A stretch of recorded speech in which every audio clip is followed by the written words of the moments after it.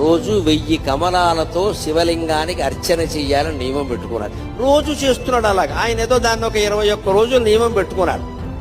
20 రోజులు సాగింది. శివుడు ఊరుకుంటాడా? విష్ణువైనా సరే పరీక్షే. చివరి రోజు పరీక్ష పెట్టకుండా సర్టిఫికెట్ యూనివర్సిటీ వాళ్ళు కూడా ఇవ్వరు కదా, దేవుడేలా ఇస్తాడంటే. 21వ రోజు ఇంకా పూజ ముగుస్తుంది కదా అని విష్ణుమూర్తి సంబరంగా ఉన్నట్ట. రోజు చెరువులో 1100 కమలాలు పైన పోస్తున్నా, నేను 1000 పోస్తున్నాను, బాగున్నావు చూసి అంతే. అలా అని పెడితే ఆ వేళ ఆశ్చర్యకరంగా 999 పూసాయి. ఎంత వెతికినా 1000 కమలం కనపడలేదు. ఏమిటిది? ఒక్క కమలం తక్కువైంది. ఈ కమలం ఎక్కడి నుంచి తేవాలి అనుకుంటే ఆయనకి ఏమొచ్చిందంటే, నన్ను అందరూ కమలాక్షుడు అంటారు కదా, నా కళ్ళు కమలాలే కదా, కమలం తక్కువైతే ఏమైంది, ఇంకోటి తక్కువైనా పర్వాలేదు, నాకు 2 కళ్ళు ఉన్నాయి కదా అని ఒక కన్ను బాణంతో తీసి శివుడు పాదాల ముందు పెట్టాడమ్మా. అది విష్ణువు యొక్క భక్త కన్నప్పెంతో విష్ణువంతి.